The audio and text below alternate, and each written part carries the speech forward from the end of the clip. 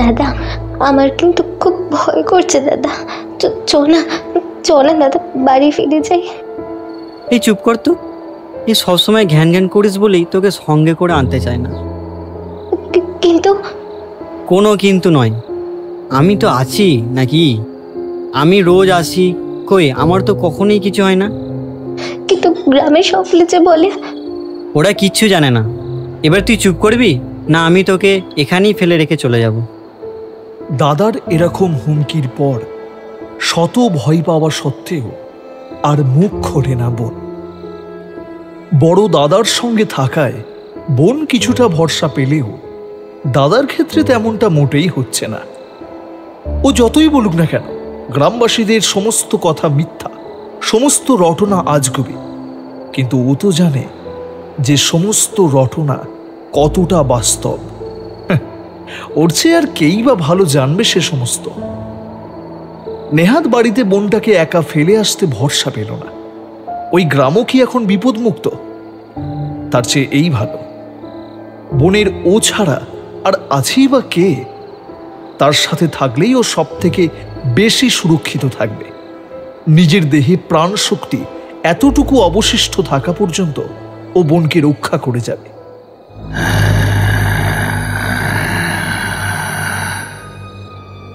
দাদা দাদা, ওটা ওটা ওটা কিসের ডাক ছিল? তবে তবে কি? কোনো উত্তর পাওয়া যায় না দাদার কাছ থেকে। মুখ দেখে স্পষ্ট বোঝা যায় ব্যাপারটায় ও ভয় পেয়েছে প্রবল। নিজেকে নিজেই সান্ত্বনা দিয়ে মনে মনে বলে ওঠে, ও কিছু না, সব কিছু ঠিক হয়ে যাবে। এই তো সুযোগ, আজ ওগুলো হাসিল করতে পারলেই কেল্লাফতে। আর কিচ্ছু ভাবতে হবে না ওদের। ওগুলো বেচে দূরে শহরে কোথাও একটা বাড়ি নেবে দুই ভাই বোনে। প্রাণ হাতে করে এই গ্রামে আর পড়ে থাকতে হবে না ওদের।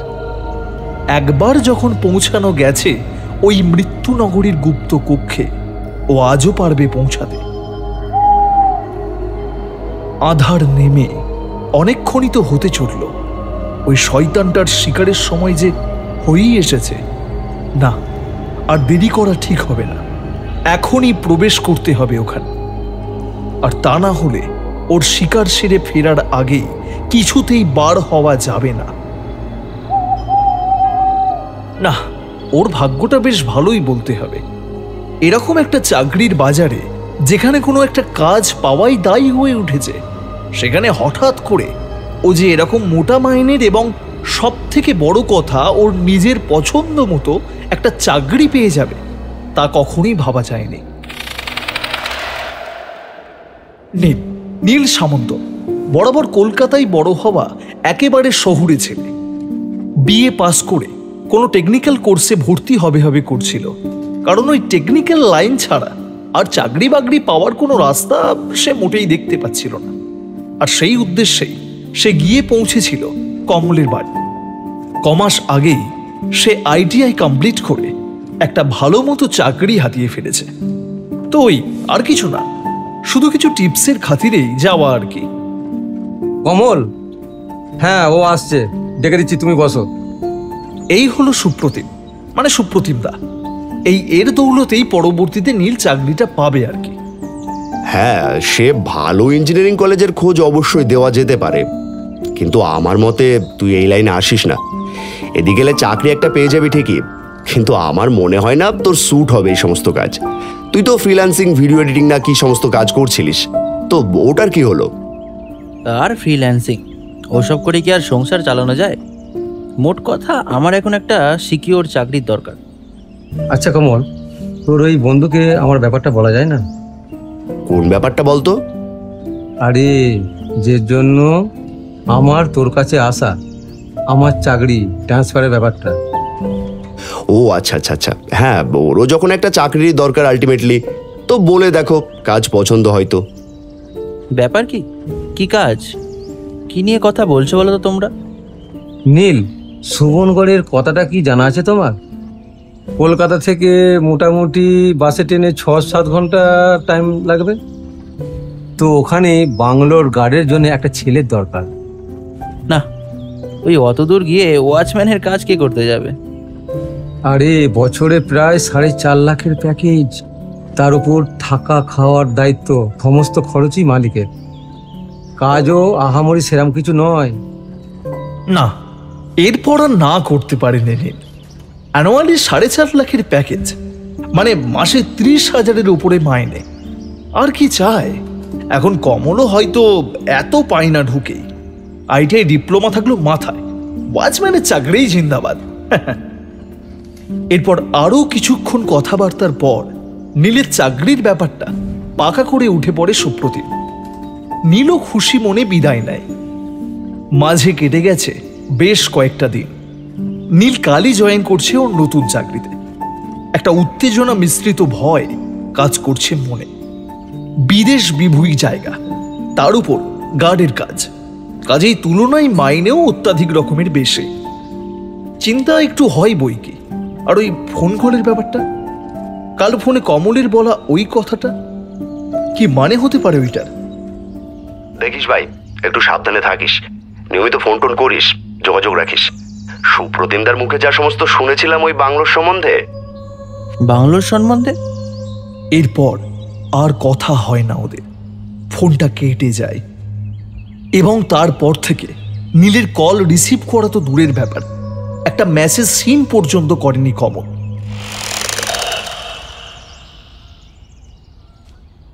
পরদিন সকাল, গতকালের ওই চিন্তাগ্রস্ত ভাবটা সম্পূর্ণই কেটে গেছে নীলের। যা হবে দেখা যাবে, আর 1 ঘন্টার মধ্যেই ট্রেন। নীলের মা একটা কথা হামেশাই বলে থাকে যে কোনো কিছু অঘটন ঘটার পূর্বেই যদি আমরা ওটা ঘটার সম্বন্ধে ভাবতে থাকি, তাহলে নাকি ওই অঘটন ঘটার সম্ভাবনা আরও বেড়ে যায়। হ্যাঁ, এটা নেহাত অমূলক একটা ধারণা হলেও নীল তো পুরো দস্তুর বিশ্বাসী এতে। আর তাই সেই কারণেই বোধহয় নীল সমস্ত কুচিন্তা ঝেড়ে ফেলে, যথাসম্ভব পজিটিভ মাইন্ডসেট নিয়ে যোগ দিতে চলেছে ওর নতুন কাজে।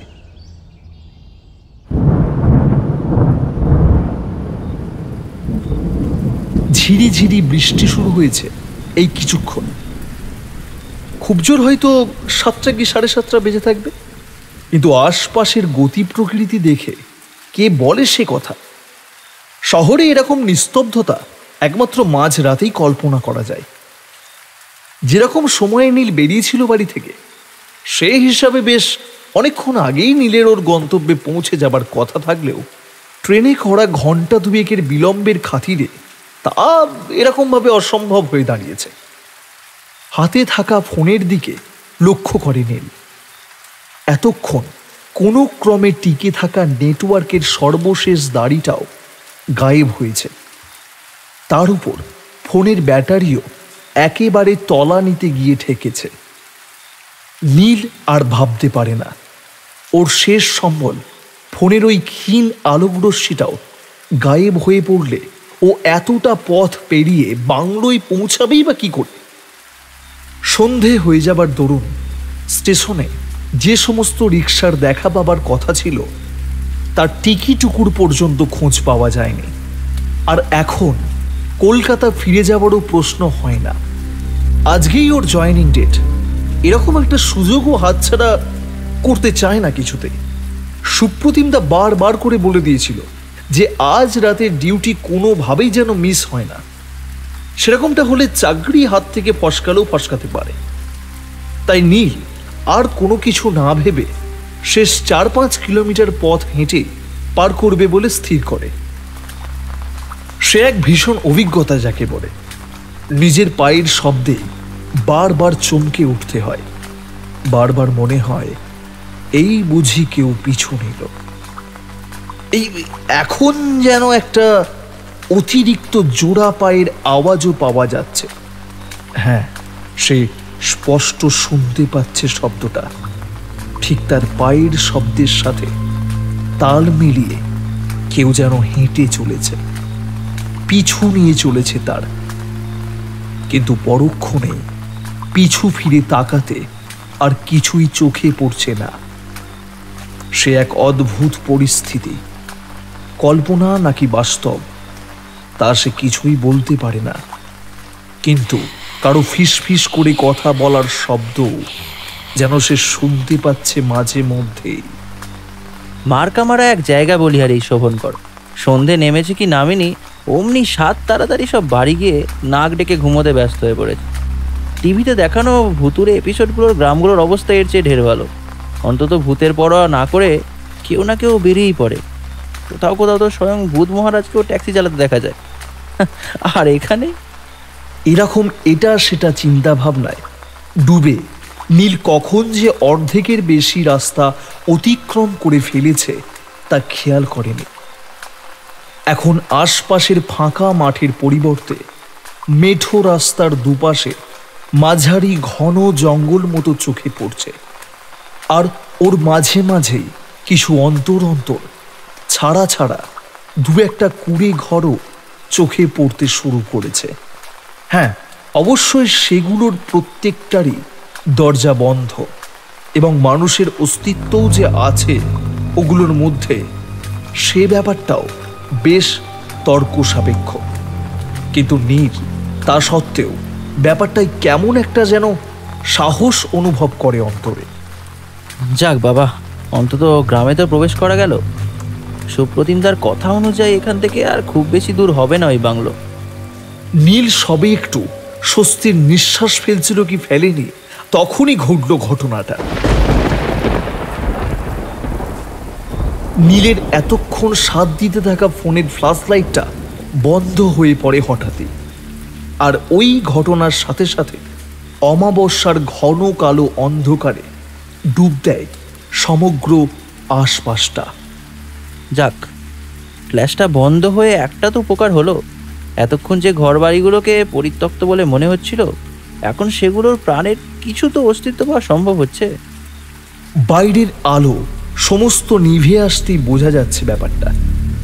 কুড়ি ঘর সমস্তর ফাঁক ফোকর দিয়ে হালকা আলোর ঝলক দেখা যাচ্ছে জায়গায় জায়গায়।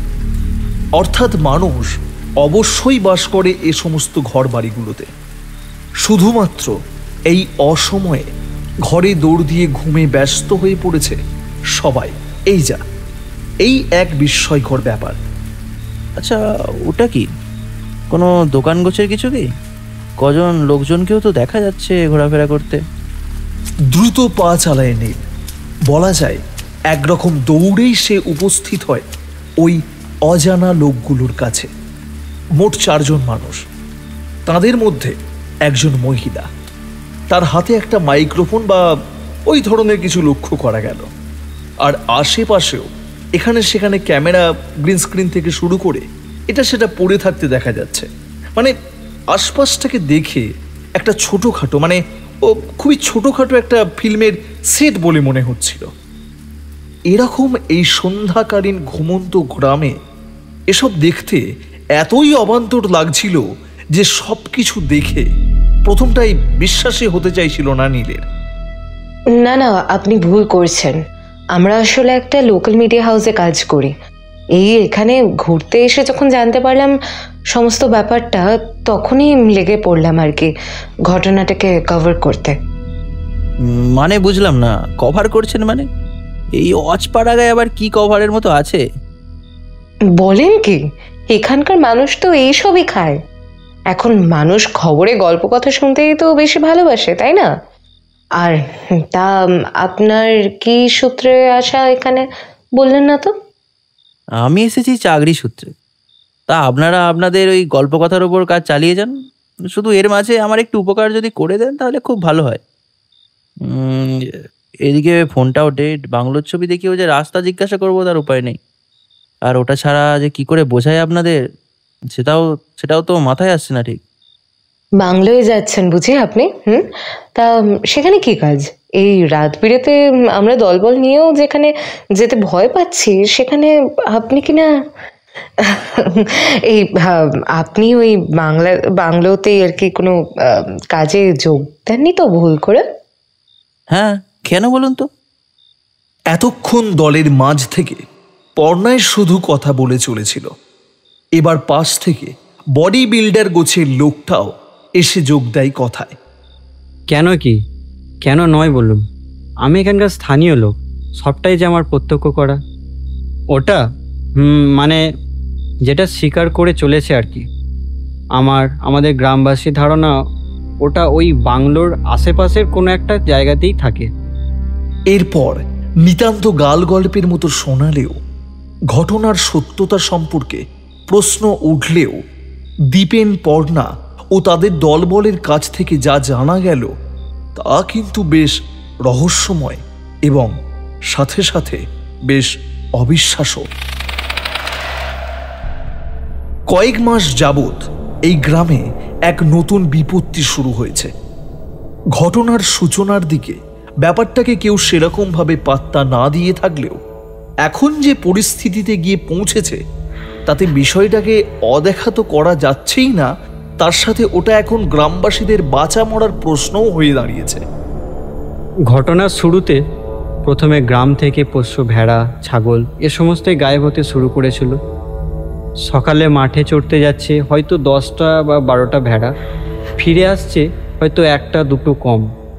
এবার বন জঙ্গলে ঘেরা জায়গা, ছোটোখাটো শিকারী প্রাণীর তো কোনো কমতি নেই, তাই স্বভাবতই প্রথম দিকে কেউ সেরকম পাত্তাও করেনি।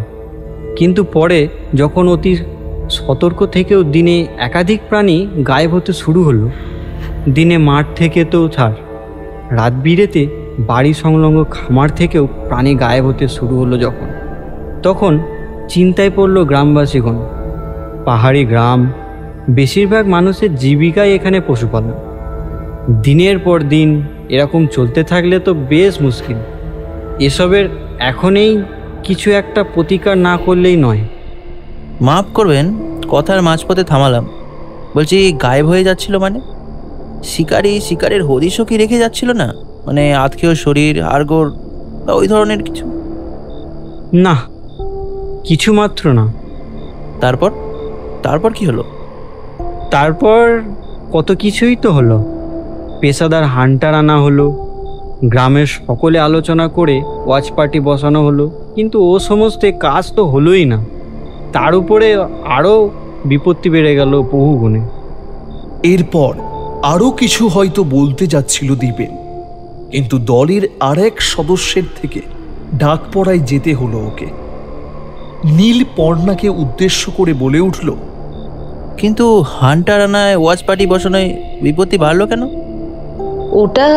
ওটা প্রথমে ছাগল ভেড়াকে কোনো সময় খুব জোর তো ওই গরু কিংবা মোষ শিকার করেই সন্তুষ্ট থাকতো। এর আগে কোনো মানুষকে নিয়ে যেতে ওকে একবারের জন্য দেখা যায়নি, কিন্তু ওয়াচ পার্টি বসানোর পর কি মানুষ? প্রথম যেদিন ওয়াচ পার্টি বসানো হয়েছিল, ঘটনাটা ঘটেছিল সেদিন রাতেই। সেদিন মানুষ তাহলে নিয়ে যায়নি? হ্যাঁ, সেদিন অবশ্য নিয়ে যায়নি, কিন্তু একটা প্রবাদ আছে, জানা আছে নিশ্চয়ই। বলে না যে সিংহ একবার মানুষের রক্তের স্বাদ পায়, তার মানুষ ছাড়া আর কিছু মুখে রোচে না। সে হয়ে ওঠে একেবারে নরঘাতক। ওই প্রথম দিনের জখম করার ঘটনাটার পর থেকে ওই অজ্ঞাত জিনিসটাকে এখনো পর্যন্ত আর ওই ছাগল, ভেড়া কিংবা গরু, মোষ কিছুই নিয়ে যেতে দেখা যায়নি একবারের জন্যও। নিয়ম করে প্রতি সপ্তাহে একদিন শিকারে বার হয় ওই শয়তান, আর প্রত্যেকবারই একটা না একটা মানুষকে নিয়ে গায়েব হয়ে পড়ে। বলেন কি, কবে থেকে হয়ে চলেছে এরকমটা? মাসখানেক হবে। কথাবার্তার মাঝে কখন যে দীপেন আবারও এসে উপস্থিত হয়েছে তা কেউই খেয়াল করেনি। ওর হঠাৎ বলা কথায় নীল তো ভূত দেখার মতো চমকে উঠেছিল। এখনো পর্যন্ত 6 জন মতো লোককে গায়েব করেছে, ভবিষ্যতে যে আর কত করবে কে জানে। Dipen, come on, be positive. হতেও তো পারে ওটা আর লোক নিয়ে যাবে না।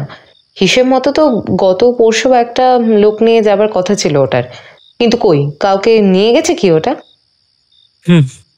কি জানি, এখন এত কিছু দেখার পর আর কোনো কিছুতে যুক্তি লাগাতে ভরসাই যে হয় না। আচ্ছা, ওটাকে দেখতে কেমন? কেউ কি দেখেনি ওকে?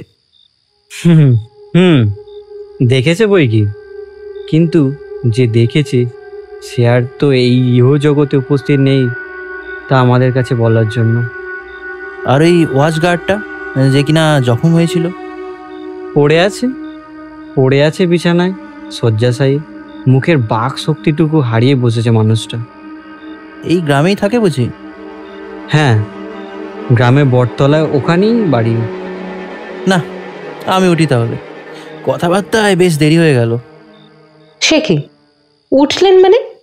এত কিছু শোনার পরেও আপনি যাবেন নাকি ওখানে, তাও আবার একা? থেকে যেতে পারতেন তো আমাদের সাথে। গ্রামের লোকের ধারণা ওই মানে ও কিন্তু ওই দিকেই। দেখুন, আপনাদের বলা কথাগুলোকে তর্কের খাতিরে যদি সত্য বলেও মেনে নিই, তাহলেও বিপদ কি শুধু এই বাংলোতেই? ওটা গ্রামের মাঝখান থেকেও তো লোক নিয়ে গেছে। আর তাছাড়া ওটাকে যখন কেউ দেখেইনি, তাহলে ওই যে বাংলোর আশেপাশেই থাকে ওটা, তাহলে প্রমাণ কোথায়? এরপর আর কথা বাড়ায় না নীল। পর্ণার কাছ থেকে বাংলোর ঠিকানা জেনে নিয়ে হাঁটা লাগায় গন্তব্যের উদ্দেশ্যে। মিনিট দুয়েক হাঁটার পরপরই ও পৌঁছে যায় বাংলোর ঠিক সামনে। ওই ছাড়া ছাড়া বাড়িগুলোকে একসঙ্গে যদি গ্রাম বলা যায়, তবে এই বাংলোটা অবস্থিত একেবারেই গ্রামের এক প্রান্তে। আশপাশে এটা সেটা গাছগাছালিতে ভরে যাওয়া গ্রামের একটা অব্যবহৃত অংশে দাঁড়িয়ে আছে প্রেতপুরীর ন্যায় বাংলোটা। এদিকে কি কেউ যাতায়াতই করে না? রাস্তাটায় পর্যন্ত ঘাস জন্মে গেছে। শুধু কি তাই, এই বাংলোর ঠিক সামনে এসে শেষ হয়ে গেছে রাস্তাটা। দেখে মনে হয় এই বাংলোতে আসার জন্যই কেবলমাত্র অস্তিত্ব পাওয়া সম্ভব হয়েছে এই রাস্তাটার। আর এমনিতেও তাছাড়া এদিকে কেউ আসবেই বা কেন? বন জঙ্গল আর এই অদ্ভুতুরে বাংলো ছাড়া এখানে আছেই বা কি? দাদা শুনছেন? আপনি কি নীল সামন্ত? হ্যাঁ, কে? নীল বেশ চমকে ওঠে। পিছু ফিরে চোখে পড়ে রোগা লিগলিকে একজন 60 বছর বয়সী বৃদ্ধ, দাঁত বের করে দাঁড়িয়ে আছে। হ্যাঁ, আমি নীল সামন্ত। কিন্তু তুমি কে? আমি কেউ না। এ মানে আমাকে রাঁধুনি বলতে পারে, পারো। এ মানে পারে না আর কি। এই বাংলোয় যে থাকে, আমি তার 3 বেলা খাবার রান্না করে দিয়ে যাই। আগে ঘনশ্যামদার জন্য খাবার আনতাম, এখন থেকে তোমার জন্য আনবো। ও আচ্ছা, 1 মিনিট। ঘনশ্যামদার জন্য খাবার আনতে মানে? ঘনশ্যামদাকে চেনে না বুঝি? আরে ওর সুপারিশই তো চাকরিটা হয়েছে আপনার। আজ দুপুরেই তো বাংলো ছেড়ে গেল। আমার উপর তোমার সমস্ত কিছু বুঝিয়ে দেবার ভার সঁপে চলে গেল দুপুরে। এখানে উনি চাকরি করতেন? হ্যাঁ, করতেন বই কি। এখানে এখন যা ব্যাপার স্যাপার সেসব দেখেই তো কেটে পড়েছে দাদা। সে আপনার সাহস আছে তাই এসেছেন। এরপর মনে পড়ে যায় নীলের সেদিনের প্রথম সাক্ষাতে ঘনশ্যামদার কথাটা। আচ্ছা কমল, তোর ওই বন্ধুকে আমার ব্যাপারটা বলা যায় না? কোন ব্যাপারটা বলতো? আরে, যে জন্য আমার তোর কাছে আসা, আমার চাকরি ট্রান্সফারের ব্যাপারটা। সবটা পরিষ্কার হয়ে যায় নীলের কাছে। নীল কিছু উত্তর করে না। এই খবরটা ওর কাছে একদম নতুন। ঘনশ্যাম সবকিছু জেনে না জানার ভান করে ওকে তাহলে এভাবে ফাঁসিয়ে দিয়ে গেল। অনেক দেরি হয়ে গেল। এই নাও চাবিটা ধরো দেখিনি। গেটটা খোলো। খাবারটা এনেছি, নিয়ে যাও। গেটটা খুলে ডান পাশে ঘরটা দেখবে, ওইটাই তোমার। বাকি সব সকালে বুঝিয়ে দেবো তোমার। আজ গিয়ে আরাম করো, যাও। আচ্ছা বেশ, আমি দরজাটা খুলি, তুমি বরঞ্চ নিয়ে এসো ঘরে খাবারটা। না মানে মানে আমি যাব না। এত রাতে তো নয়।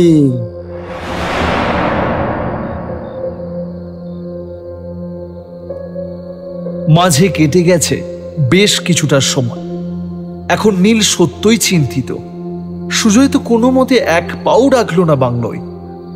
নীলকে নিজে নিজেই মেন গেটের দরজা খুলে ঘর খুঁজে শিফট হতে বলল। তার উপর জায়গাটাও কেমন যেন আজব। এত বড় বাংলো, কিন্তু ইলেকট্রিক সংযোগ একমাত্র এই একটা মাত্র ঘরেতেই দেওয়া। বাকিটা ডুবে আছে ঘন অন্ধকারে। শুধু কি তাই, প্রধান শেডের নিচে যাওয়ার রাস্তাটাও বন্ধ করে দেওয়া আছে লোহার মোটা মোটা খুঁটি ও চেন দিয়ে। এই মাত্র রাত্রির খাওয়া দাওয়া শেষ করলো নীল। এতক্ষণে ফোনটাতেও বেশ কিছুটা চার্জ উঠে গেছে। নীল সুপ্রতিম দাকে ফোন লাগানোর চেষ্টা করলো। আপনাদের বলাই হয়নি, এই সুপ্রতিম দাই আসলে ঘনশ্যাম দা। এরপর কল না লাগায় বাধ্য হয়ে ফোন দিল কমলকে। হ্যালো, বল ভাই নীল, পৌঁছলি তুই? তোর ওই কি যেন নাম, হ্যাঁ ওই শোভানগরের বাংলায় পৌঁছালি? রাস্তায় কোনো অসুবিধা হয়নি তো? কি ব্যাপার কমল, সুপ্রতিম দা কিংবা তুই একবারের জন্যও বললি না তো যে সুপ্রতিম দা বাংলোয় কাজ ছেড়ে দিচ্ছে আর আর সেই জায়গায় আমাকে পাঠানো হচ্ছে? না মানে তুই শুনলি সবটা? হ্যাঁ, এদিকের ব্যাপার তো শুনলাম মোটামুটি। এবার ইচ্ছা হলে তোদের ব্যাপারটার কথাটাও খুললে বলতে পারিস। এমনিতেও কিছু না জানিয়ে এখানে কাজে পাঠিয়ে বিপদের মুখে তো ঠেলেই দিয়েছিস। এখন বরঞ্চ সত্যিটা বল। বিশ্বাস কর, এই কিছুদিন আগে পর্যন্ত আমি এসবের কিছুই জানতাম না। সুপ্রতিম দা প্রথমে আমাকেই সবটা জানিয়েছিল। প্রথমটায় তো আমাকে বলেছিল চাকরিটার জন্য, পরে তুই গিয়ে উপস্থিত হলে তোকে বলে। সবকিছু ফাইনাল হওয়ার পর কাল বাড়ি যাবার সময় সমস্ত কিছু খুলে বলে যায় সুপ্রতিম দা। ওই বাংলোয় শুধু না, ওই গ্রামে এক মুহূর্ত থাকাও ভয়ঙ্কর বিপদ সংকুল ব্যাপার। ঠিক কিসের বিপদ তা অবশ্য খুলে জানায়নি আমাকে, তবে হ্যাঁ ওর কথাবার্তায় যা বুঝলাম কোনো ভূতুরে জাতীয় ব্যাপার। আর তোর ওই বাংলোই নাকি সব উপদ্রবের শিকড়। বাংলোর করা কাজকর্মের কারণেই নাকি উৎপত্তি সব বিপত্তির। তাই এখন সব কাজ বন্ধ হয়ে পোড়ো বাড়ির মতো পড়ে আছে বাংলোটা। এমনিতেও ভয়ে দিনের বেলাতে কেউ ঘেঁষে না নাকি ওখানে। নামমাত্র মনের শান্তির জন্য মালিকের একটা পাহারাদার রাখা আর কি। বুঝলি তো, সব মিলিয়ে সুপ্রতিম দা অনেকদিন ধরে ওই চাকরিটা ছাড়তে চাইছিল, কিন্তু ওর পোস্টে একটা লোক নিযুক্ত না করে চাকরি থেকে ছাড়াতে কিছুতে রাজি হচ্ছিল না মালিক। তাই কিছু উপায় না পেয়ে স্বার্থপরের মতো তোকে চাকরিটায় জয়েন করিয়ে নিজের পিঠ বাঁচিয়ে চলে আসতে হয়েছে। আমি কি বলি, তুই বরঞ্চ... কথার মাঝপথে কেটে যায় ফোনটা। আর এই নেটওয়ার্ক প্রবলেমটাকে নিয়ে আর পারা যায় না। উফ, না, অতিরিক্ত ভেবে আর লাভ নেই। যা হবার তো হয়ে গেছে। এখানে কাজ করা না করা সে তো পরের ব্যাপার। আমাকে আজ তো অন্তত থাকতেই হচ্ছে এখানে, অভিশপ্ত শোভনগড়ের এই অভিশপ্ত বড় বাংলোটাতে। এমনিতেই নীলের ঘুমের একটু সমস্যা। প্রায়শই চোখ বুজে 1-2 ঘন্টা পড়ে থাকার পর ঘুম আসে। কোনো কোনো দিন তো তন্দ্রাভাব আস্তে আস্তেই ভোর হয়ে আসে। তার উপর আজ এরকম একটা নতুন জায়গায় এসে জায়গাটার সম্পর্কে হাজারটা অশুভ কথা শোনার পর ঘুমের ব্যাঘাত হয় বই কি। এই কোথাও ঠুক করে আওয়াজ হলো তো চমকে উঠে পড়তে হয়। হাজারটা চিন্তা মাথায় নিয়ে ঘোরাফেরা করে বেড়ায়।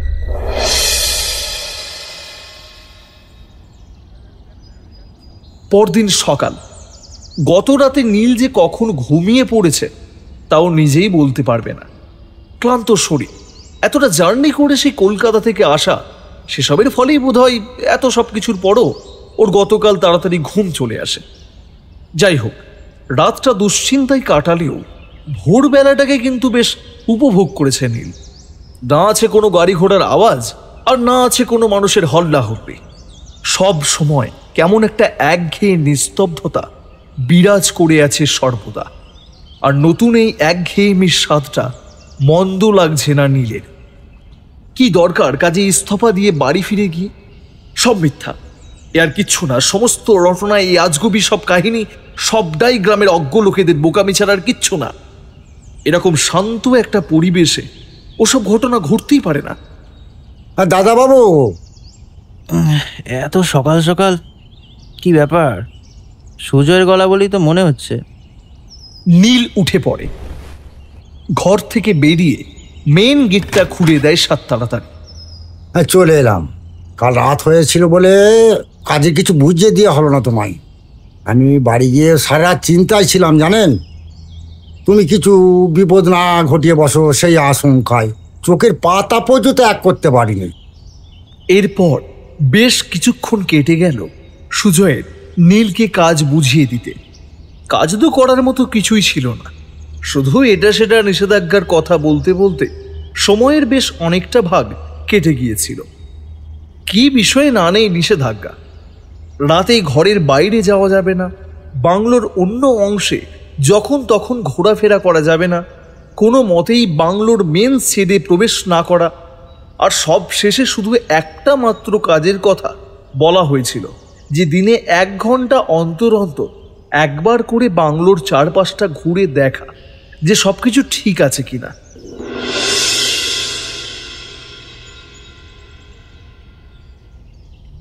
মাঝে কেটে গেছে আরো 2 দিন।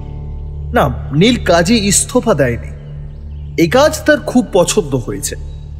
এমন বসে বসে যে এরকম মোটা মাইনে পাওয়া যায় তা এখনো ঠিক বিশ্বাসই হচ্ছে না ওর। ওসব গেও লোকদের আজগুবি রটনায় কান দিয়ে কি লাভ? কই, এসে তো 3 দিন হয়ে গেল।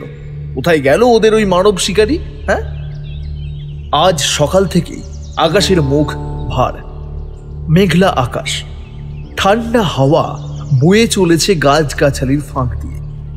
ছিটে ফোঁটা বৃষ্টিও অবশ্য হচ্ছে মাঝে মাঝে, কিন্তু ছাতার মতো প্রকাণ্ড সব গাছগুলোর দৌলতে তার বৃহৎ অংশটাই মাটিতে এসে পৌঁছাচ্ছে না। সব মিলিয়ে বলা যায় বেশ রোম্যান্টিক ওয়েদার। নীল জানলার সামনে টেবিলে মাথা রেখে আকাশের দিকে চেয়েছিল আনমনে। আকাশ পাতাল চিন্তায় মগ্ন হয়েছিল। তখনই ফোনে একটা নোটিফিকেশন এলো। খবর বাংলার ইউটিউব পেজে একটা নতুন ভিডিও আপলোড হয়েছে। পর্ণাদের পেজ। কালই নীল চ্যানেলটা সাবস্ক্রাইব করে নিয়েছিল। আচ্ছা, এখানে আমাদের অডিয়েন্স মানে আপনারা যারা শুনছেন তাদেরকে বলে রাখি, আমাদের ফিকশন দুনিয়া চ্যানেলটির গল্প আপনারা সকলেই শোনেন, কিন্তু চ্যানেলটা সাবস্ক্রাইব করতে কিন্তু ভুলে যান। তাই কাইন্ডলি আমাদের চ্যানেলটা এরকম নীলের মতো সাবস্ক্রাইব করে রাখবেন, যাতে সেমভাবে আপনারাও গল্প আপলোড হওয়ার সাথে সাথে নোটিফিকেশনটা পেয়ে যান। ঠিক আছে, তাহলে চলো গল্পে ফেরা যাক। নীলের একটু কৌতূহল জাগলো ব্যাপারটাই। হ্যাঁ, শোভনগড়ের খবরটাই কভার করা হয়েছে ভিডিওটাতে। স্কিপ করে করে দেখতে শুরু করা হলো ভিডিওটা। সেই একঘেয়ে সব কথাবার্তা, নতুন কিছুই পাওয়া গেল না। এসব তো কালই শুনে নিয়েছে ও। সত্যি এরকম নিউজই নাকি লোকে খায়। নীল ভিডিওটা বন্ধ করতেই যাচ্ছিল, কিন্তু তখনই চোখ গেল ভিডিওটার একটা বিশেষ অংশে। সেই ওয়াচ পার্টির সদস্য যে কিনা প্রথম ও শেষবারের জন্য ওই শয়তানটার হাতে জখম হয়েও বেঁচে গিয়েছিল। আপনারা দেখছেন খবর বাংলা, আর সাথে আছি আমি পর্ণা চৌধুরী।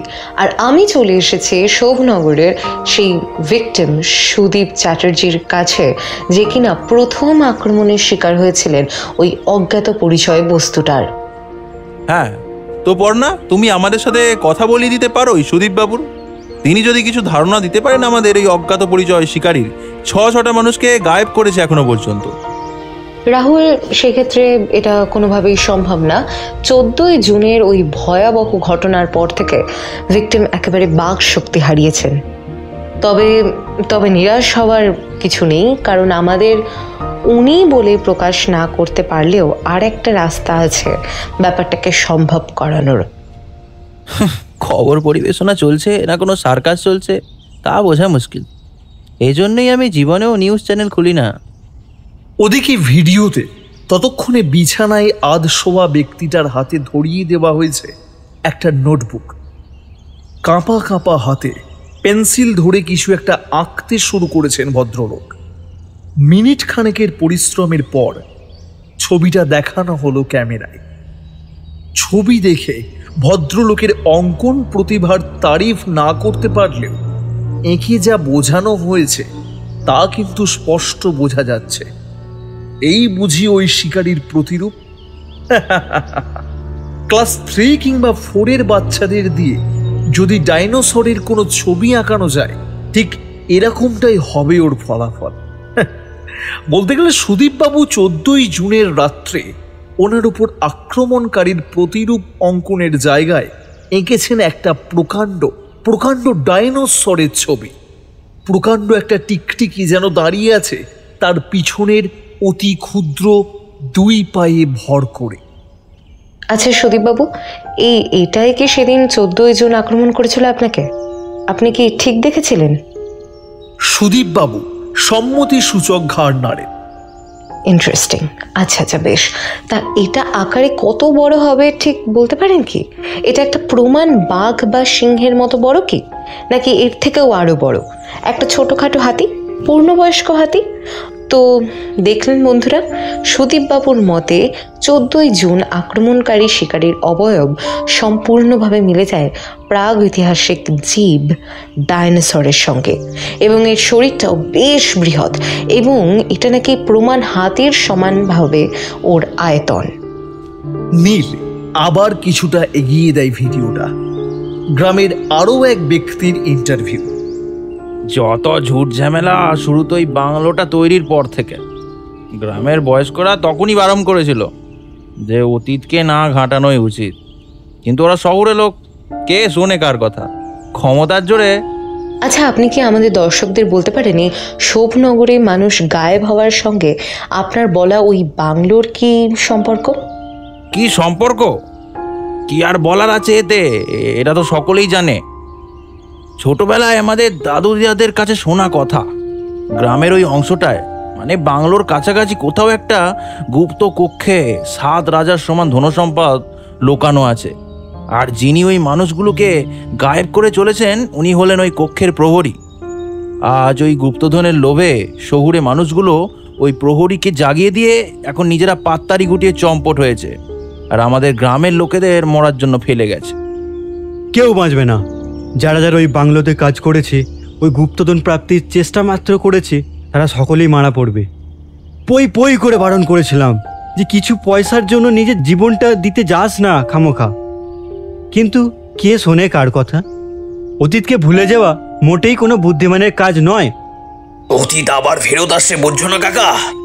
ও গ্রামকে, এই গ্রামের সকলকে শেষ করে দেবে এক ধার থেকে। কি পাগলের প্রলাপ!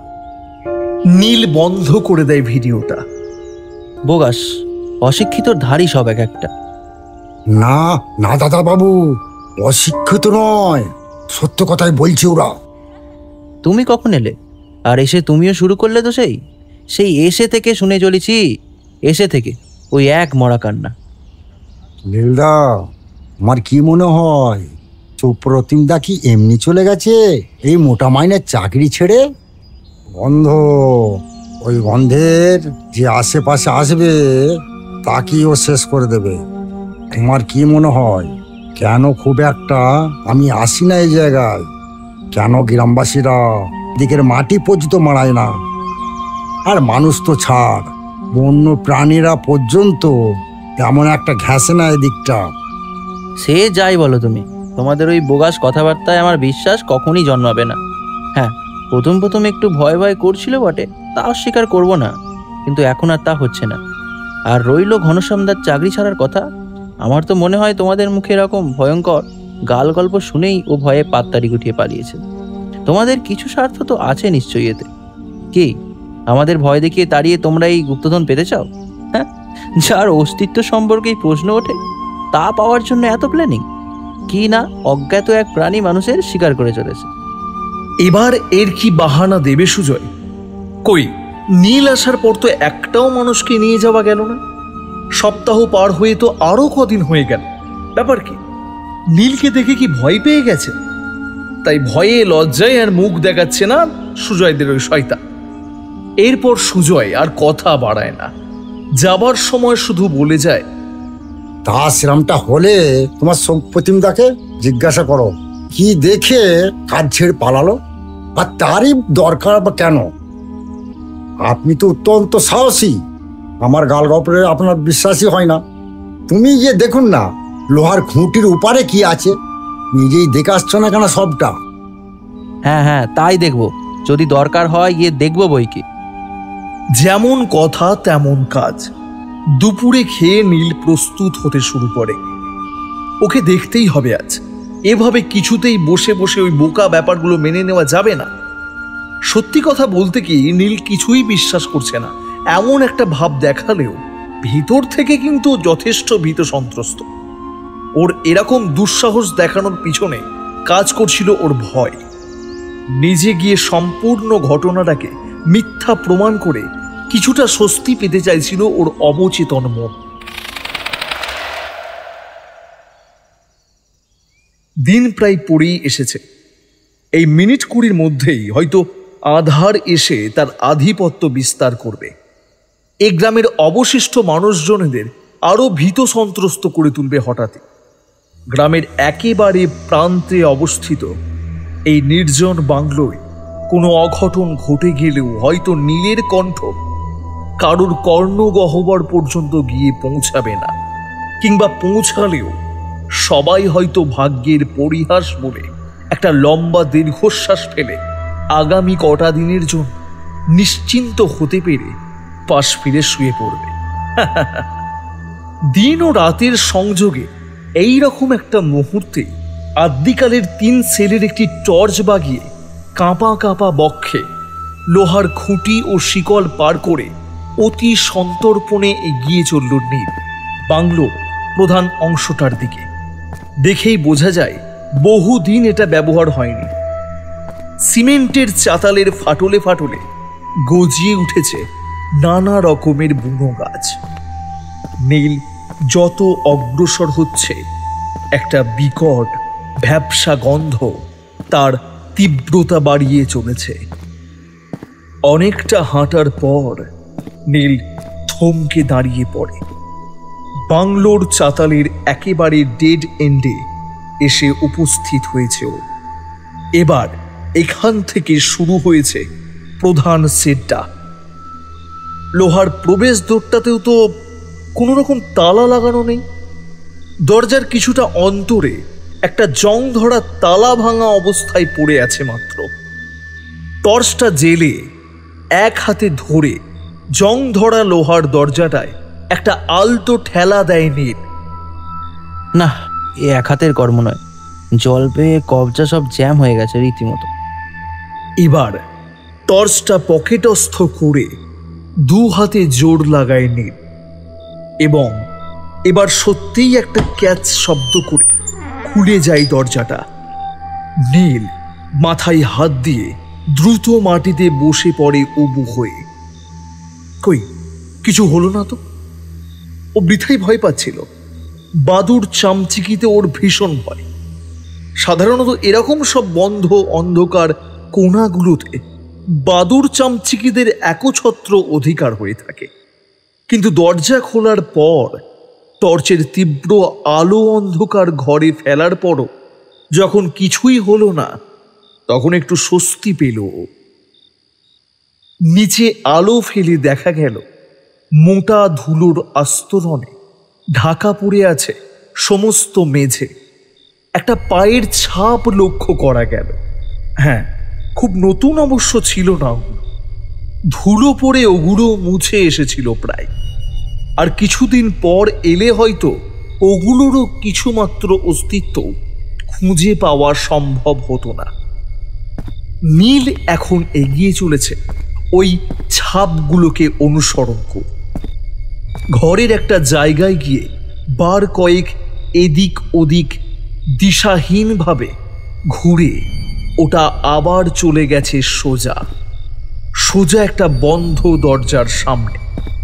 এটা কাঠের দরজা এবং এতেও কোনো রকম তালা লাগানো নেই। খুলবে কি খুলবে না ভেবে শেষে একটানে খুলেই ফেলে দরজাটা। আর সাথে সাথে এতক্ষণ ধরে পেতে থাকা ভ্যাপসা গন্ধটাকে ম্লান করে দিয়ে প্রচণ্ড এক মরা পচা গন্ধে ভরে ওঠে সমগ্র জায়গাটা। আলো ফেলে দেখেনি, না, এটা কোনো ঘর নয় মোটেই, বরঞ্চ এটাকে একটা অস্থায়ী লিফট বলা চলে। কাঠের একটা মাচার মতো অংশ, যেটার 4 কোণায় লোহার শিকল লাগানো, এবং ওই লোহার শিকল গিয়ে যোগ হয়েছে একত্রে নীলের মাথার একদম উপরে থাকা একটা লোহার পুড়িতে। নীলের ভয় হয় এই বুঝি জং ধরা শিকলগুলো সব ছিঁড়ে পড়ে। কিভাবে কাজ করে এটা তাও জানা নেই। তবে কি ফিরে যাব? হ্যাঁ, সেই ভালো। আমি কি চেষ্টা করিনি নাকি? এবার সে যদি লিফট খারাপ হয়ে পড়ে থাকে তাহলে আমারই বা কি করার আছে? নিজের মনে মনে একটা মন গড়া বাহানা সৃষ্টি করে ফিরতে উদ্যত হচ্ছিল নীল। আর তখনই ঘটল অঘটনটা। পাটা একবারের জন্য কেঁপে উঠল এবং তারপর কিছু বুঝে ওঠার আগে কাঠের লিফটটা সজোরে নিচে নামতে শুরু করলো। নীল ভয়ে একেবারে সেটে রইল কাঠের খাঁচার দেওয়াল বরাবর। প্রাণটা এই বুঝে যায়। এভাবে হয়তো খুব জোর কয়েকটা সেকেন্ড কেটেছিল, কিন্তু নীলের ওই কয়েকটা সেকেন্ডকেই মনে হচ্ছিল যেন প্রকাণ্ড কয়েকটা ঘন্টা। কয়েক কাল ধরে যেন সে নিচে পড়ছে। তারপর এক সময় হঠাৎ থেমে গিয়েছিল ওটা। না, নীলের বিশেষ কিছু ক্ষতি হয়নি তাতে। অনেক দিন ধরে পড়ে থাকায় কাঁচা মাটির সুড়ঙ্গে জল জমেছিল, আর সে কারণে কাঠের মাচা সমেত অত উঁচু থেকে শটান পড়েও বেঁচে গিয়েছিল নীল সেবারের জন্য। এবার এটা কি? যদি আমি কোনোদিন কোনো মাইনে যাইনি, তাও এটাকে দেখে তো কোনো খনিই মনে হচ্ছে। যতদূর চোখ যায় নীলের চোখে পড়ে অন্ধকারে ডুবে থাকা একটা সুড়ঙ্গ। টর্চটা জেলে সুড়ঙ্গে ফেলেও ওটা শেষ দেখা যায় না। আলো মাঝ পথেই তার ক্ষমতা হারায়। নীলের কেমন একটা খটকা লাগে। ও অনুভব করে টর্চের প্রথমবার আলো ফেলায় কিছু একটাকে দেখা গিয়েছিল যেন একেবারে জন্য। গাঢ় শ্যাওলাটে সবুজ রঙের একটা কিছু। কয়েক মিলি সেকেন্ডের জন্য ওটার সাথে ওর যেন চোখাচোখি হয়েছিল। মনেরই ভুল হবে হয়তো। ওই মানুষকে গায়েব করা শয়তানটার গল্পটা শুনে অবচেতন মন হয়তো ওরকম কিছু একটাকে কল্পনা করে নিয়ে থাকবে। এতদিন ধরে বন্ধ থাকা সুড়ঙ্গতে কিছু থাকবেই বা কি করে শুনি। নিজেকে নিজে একরকম ভরসা দিয়ে এক পা করে এগিয়ে চলে নীল। পায়ের পাতার সম্পূর্ণটা এখন জলে ভিজে গেছে। যত অগ্রসর হচ্ছে ধীরে ধীরে সে জলটাও যেন বেড়ে আসছে। পায়ের পাতা ছাড়িয়ে এখন জলটা বেড়ে দাঁড়িয়েছে গোড়ালি পর্যন্ত। পচা গন্ধটার তীব্রতাও বেড়ে গেছে বহু গুণ। নীল তো এখন নাকি কোনো ঘ্রাণই অনুভব করতে পারছে না। কেবল হঠকারিতায় নেওয়া একটা সিদ্ধান্তে অটল থেকে বোকার মতো এগিয়ে চলেছে হয়তোবা মৃত্যুর দিকেই।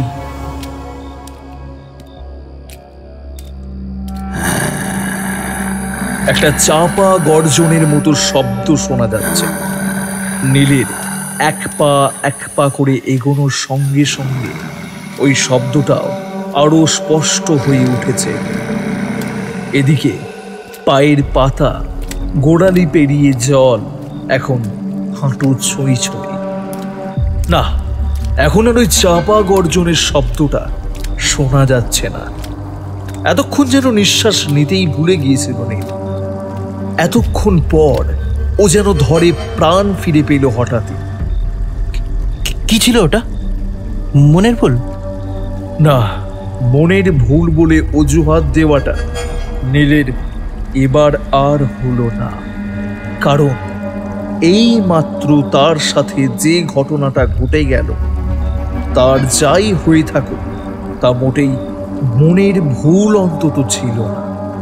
যত অবাস্তবই হয়ে থাকুক না কেন, এটা ছিল অতি বাস্তব। পিছন থেকে ওই তীব্র গর্জনের শব্দটা পাওয়ার পর চমকে উঠে পিছু ফিরে তাকায় নীল এবং নিজের আত্মরক্ষার জন্য অজান্তে জ্বলন্ত টর্চটা তুলে ধরে সামনে। আর সেই আলোতে একেবারে এক হাতের মধ্যে এসে পড়া ওই জন্তুটাকে স্পষ্ট দেখেনি। গাঢ় শ্যাওলা রঙের কুমিরের মতো, অথচ আয়তনে ওর চেয়ে 7-8 গুণ বড় একটা দানব, সাক্ষাৎ শয়তান। হাত ও মুখে জমাট বাঁধার রক্তের দাগ, হাঁ হয়ে থাকা মুখ থেকে একটা লম্বা জিহবা ঝুলে পড়েছে বহু দূর। দুপাশে ছুঁচালো এক সারি সদন্তযুক্ত চৌড়া একটা মুখ ও চোখে সে এক অবর্ণনীয় হিংস্রতার ভাব। এই মুহূর্তেই নীলের জীবনের শেষ মুহূর্ত হতে পারত, যদি না অজান্তে ও ওর টর্চের ফোকাসটা গিয়ে পড়তো ঠিক ওর চোখে। উজ্জ্বল আলোর সংস্পর্শে এসে দানবটা যেন প্রবল ব্যথা পেয়ে উঠেছিল। অস্বাভাবিক গতিতে গায়েব হয়ে গিয়েছিল জন্তুটা। আর ওর সাথে সাথেই ভয়ে দিক বিদিক জ্ঞান শূন্য হয়ে সুড়ঙ্গ থেকে বেরোবার উপক্রম না করে চোখ বুজে অন্ধের মতো ছুটে গিয়েছিল নীল গভীর থেকে আরো গভীরতর সুড়ঙ্গে। হাঁটু জলে ছুটতে ছুটতে কতবার যে হোঁচট খেল, কতবার যে মুখ থুবড়ে পড়ল, তার হিসাব পর্যন্ত নেই। এইভাবে এগোতে এগোতে এক সময় জল যখন বুক অবধি উঠে এলো, তখন হুঁশ ফিরল নীলের। কিন্তু ততক্ষণে দেরি হয়ে গিয়েছিল। টর্চের আলো কমে এসেছিল ততক্ষণে। তাহলে কি ব্যাটারি ফুরলো? অন্ধকারে সে ফিরবে কি করে? না, এভাবে ভেঙে পড়লে হবে না, হাল ছাড়লে হবে না এত সহজে। সে ফিরবে, সে ফিরবেই। সে ওই অজ্ঞাত পশুটার হাতে বীরের মতো লড়ে প্রাণ দেবে তাও ভালো, কিন্তু এই জলমগ্ন সুরঙ্গে লুকিয়ে ভিতুর মতো কিছুতে মৃত্যুবরণ করবে না। এরপর নতুন উদ্যমের সাথে ফিরতে শুরু করলো নীল, কিন্তু সে উদ্যমও হারালো খুব তাড়াতাড়ি। না না না, এটা কি করে হতে পারে? আমি তো সোজাই এগিয়েছি সারাটার সময়, আর সেই অনুযায়ী এই আড়াআড়ি দেওয়ালটা সুরঙ্গের মাঝে আসার কথা না। এই সুরঙ্গটা তো সোজা ওই কাঠের লিফটার কাছে গিয়েই শেষ হওয়ার কথা। ওর বুঝতে খুব বেশি সময় লাগে না। ও যে নিতান্ত বোকার মতো কাজ করেছে, হুশ জ্ঞান ছাড়া পাগলের মতো সে ছুটেই এসেছে কেবল। সে যে কখন কোন রাস্তা দিয়ে এগোচ্ছে তা সে মোটেই খেয়াল করেনি। আগে তো একটা মাত্র সুরঙ্গই চোখে পড়েছে, কিন্তু এখন ফিরতে গিয়ে খটকা লেগেছে। মাঝে কেটে গেছে আরো কিছুটা সময়। তাও ঘন্টা খানেক তো হবেই। মিনিট খানেক আগে টর্চটাও নিভে গেছে। তারপর থেকে শুধু হাতড়ে হাতড়ে সুরঙ্গের এ শাখা থেকে ও শাখায় কেবল ছুটেই গেছে সে, কিন্তু সে ফেরার রাস্তা কিছুতেই খুঁজে পায়নি। এখন নীল এক কোমর জলে সুরঙ্গের পাথুরে দেওয়ালে ঠেস দিয়ে উদ্দেশ্যহীনভাবে দাঁড়িয়ে। জীবনের এই শেষ সময়টা যে সে এরকম পথহারা পথিকের মতো ঘুরে ঘুরে কাটাতে চায় না। এখন ওর খুব মনে পড়ছে বাড়ির কথা, মনে পড়ছে মায়ের কথা, বাবার কথা, কলকাতার ওই অলিগলির কথা। কেউ আছো? বাঁচাও, বাঁচাও আমায়, শুনছো? ওই শয়তানটা আমার দাদাকে মেরে ফেলেছে, কেউ শুনছো? বাঁচাও। কে কে ডাকে? তুমি কে? এখানে এলে কি করে? না, আর কোনো সাড়া পাওয়া যায় না। এই আমি কি তাহলে পাগল হয়ে যাচ্ছি? আর এখন হলেই বাকি, হয় পৌঁছে নয়তো এই প্রাণীর হাতে। আজ নয় কাল তো মরতে আমাকে হচ্ছেই। আমি আমি রিমি, দাদার সাথে এসেছিলাম এখানে। ওই যে ও আসছে। আবারও চুপ হয়ে যায় কণ্ঠস্বর। পাথুরে দেওয়ালের ওপার থেকে নীলের সেই অতি চেনা গর্জন শোনা যায়। সুরঙ্গে ওই শব্দের প্রতিধ্বনিতে কানে তালা লেগে যায় নীলের। এরপর ধাতব একটা আওয়াজ, তারপর সব চুপচাপ। তুমি কি আছো এখনো? কাকু, কাকু আমাকে বাঁচাও না, আমি আর পারছি না। আমার দাদাকে আমার সামনে কুবলে কুবলে খেয়েছে। এখন ওর পায়ের কিছুটা শুধু পড়ে আছে। এরপর আমার পালা। ও আমাকে ওরকম বেঁচে থাকতে কুবলে কুবলে খাবে। আমার খুব কষ্ট হবে তাহলে। আমার খুব ভয় করছে। বাঁচাও না কাকু, আমায় বাঁচাও না। নীল অসহায়ের মতো কণ্ঠে বলে ওঠে, আমার যে এই গোলক থানা থেকে বেরোবার রাস্তা জানা নেই মা। আমি জানি, এই সামনের গলিটা ধরে এগিয়ে গেলেই বেরোতে পারবো আমরা। একটা খুব সুন্দর ঝর্ণার কাছে বেরোয় ওই রাস্তাটা। নীলের মনে বাঁচার আশাটা আবার জেগে ওঠে কিছুটা। এই মুহূর্তে ওই বাচ্চা মেয়েটার কথাতেও যেন বেশ ভরসা পাইও। দ্বিগুণ উদ্যমে সুড়ঙ্গের দেওয়াল বেয়ে ওই বাচ্চা মেয়েটার কণ্ঠস্বরের বেশ অনুসরণ করে এগিয়ে চলেও। আর মিনিট কুড়ির পরিশ্রমে ও সত্যিই গিয়ে উপস্থিত হয় ওই কক্ষে। তবে ওখানে পৌঁছে যতটা খুশি না হতে পারে তার চেয়ে বহুগুণ বেশি আতঙ্কিত হয়ে পড়ে।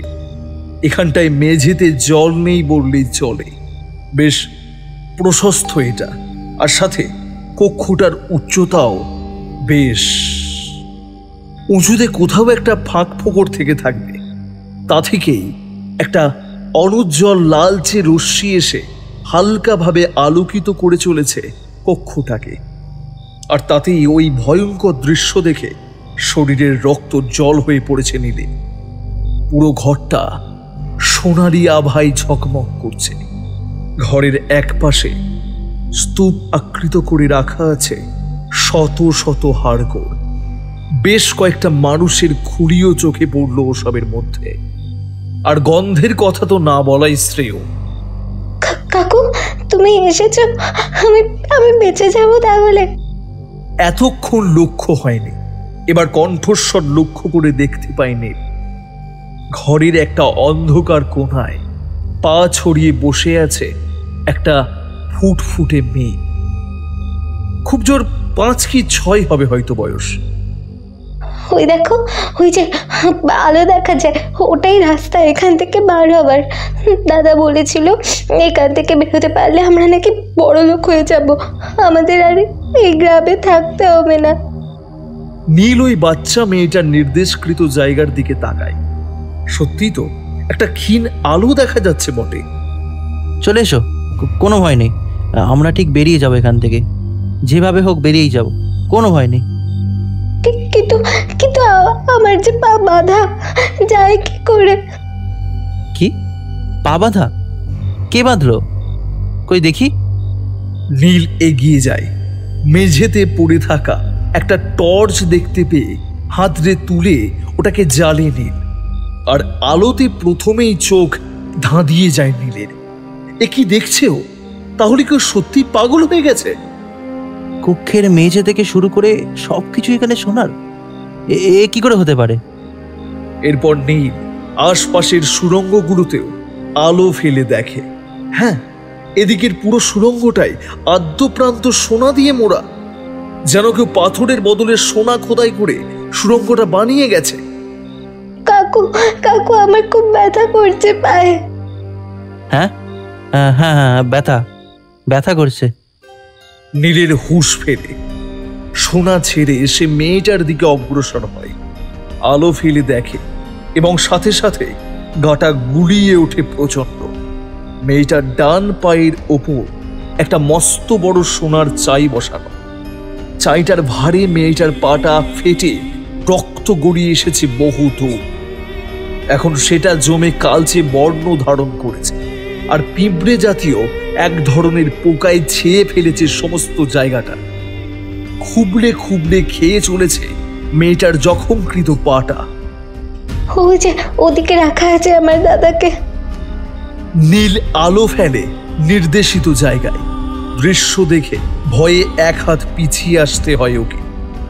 শুধুমাত্র কাটা একটা পা পড়ে আছে বনের অনুরূপ একটা সোনার আস্ত চাইয়ে পিষে।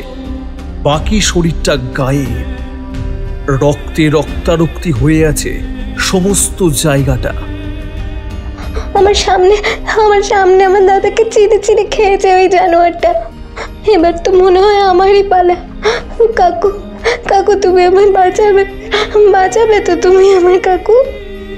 হ্যাঁ হ্যাঁ, বাঁচাবো বই কি, বাঁচাবো। নীল মুখে ও কথা বললেও ও জানে অত বড় সোনার চাই ও মোটেই একা সরিয়ে ওকে উদ্ধার করতে পারবে না। হ্যাঁ, রাস্তা তবে একটা আছে ওকে বাঁচানো। গ্রামে ফিরে গিয়ে লোক ডেকে এনে। না না, কিছুতেই না। কি ভাবছি আমি এসব? এইভাবেই কি সকলকেই কুবের ভাণ্ডারের হদিশ দিয়ে দেওয়া যায়? কিছুতেই না। মেয়েটা যদি মরে তো ওটা ওর ভাগ্য। উপর থেকে ভগবান স্বয়ং যখন এত কিছু দেখেও মুখ বুজে রয়েছেন, সেখানে আমি তো একটা মানুষ, সামান্য মানুষ।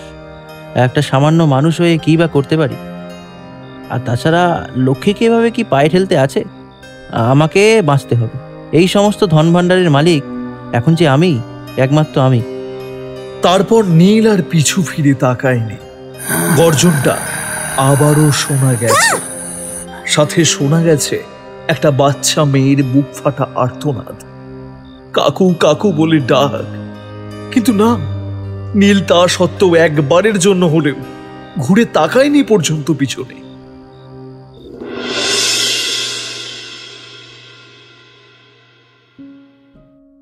মাঝে কেটে গেছে একটা দিন। না, নীলের আর কোনো খোঁজ পাওয়া যায়নি। কেউ বলে রাতারাতি কেটে পড়েছে ভয়ে, আবার কেউ বা বলে ওই অজ্ঞাত পশুটার হাতে মারা পড়েছে ও। কিন্তু আসলে যে ওর সাথে কি হয়েছে ওই বোন ও ওই অজ্ঞাত পশুটার সাথে, তা কেউ বলতে পারে না। খবর বাংলা, খবর পড়ছি আমি পর্ণা। পশ্চিমবঙ্গের শোভনগরে হলো প্রচন্ড ভূমিকম্প, তীব্রতা 7 রিক্টার স্কেল। স্থানীয়ভাবে ঘটা এই ভূমিকম্পে এখনো পর্যন্ত হতাহতের কোনো খবর পাওয়া যায়নি। তবে গ্রামের এক পাশের একটা পরিত্যক্ত বাংলো সহ পার্শ্ববর্তী বেশ অনেকটা অংশ কয়েক মিটার জমিতে বসে গেছে এবং কোনো অজ্ঞাত কারণে ওই অজ্ঞাত প্রাণীটিকেও আর মানুষ কিংবা অন্য কোনো পশুকে নিয়ে যেতে দেখা যায়নি বহুদিন। যেমন হঠাৎ রহস্যময়ভাবে ওটার উৎপত্তি হয়েছিল, ঠিক সেরকম নীল ও 2 ভাই বোনের সাথে গায়েব হয়ে পড়েছে ওটা কোনো অজ্ঞাত কারণে।